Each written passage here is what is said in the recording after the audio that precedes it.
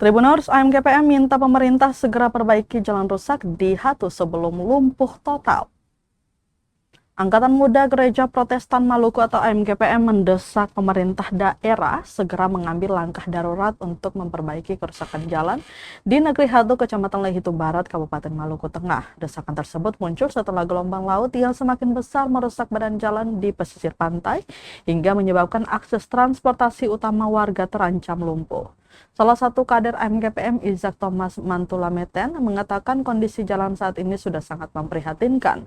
Talut penahan ombak yang sebelumnya melindungi badan jalan telah ambruk sehingga abrasi terus mengerus jalan provinsi tersebut. Ia menjelaskan saat ini kendaraan roda 4 sudah tidak dapat melintasi ruas jalan tersebut, sementara pengendara roda 2 yang masih mencoba melintas harus ekstra hati-hati karena kondisi jalan yang rusak dan tergerus ombak. Hingga berita ini diturunkan, kondisi ombak di pesisir Negeri Hatu dilaporkan masih cukup besar dan masyarakat masih menunggu langkah penanganan dari pihak terkait. Diberitakan sebelumnya, gelombang laut yang semakin besar menyebabkan akses jalan di provinsi di Negeri Hatu terputus pada Senin 9 Maret 2026 sore. Izak mengatakan gelombang mulai membesar sekitar pukul 4 sore dan terus menghantam pesisir hingga merusak badan jalan hingga pukul setengah 7 sore. Ombak masih tinggi sehingga kondisi di lokasi belum memungkinkan untuk dilalui kendaraan, khususnya roda 4.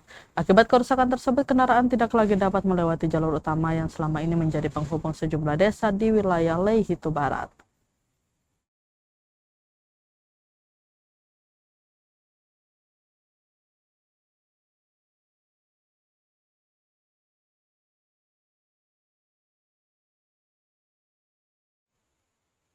Download Tribun X sekarang, menghadirkan lokal menjadi Indonesia.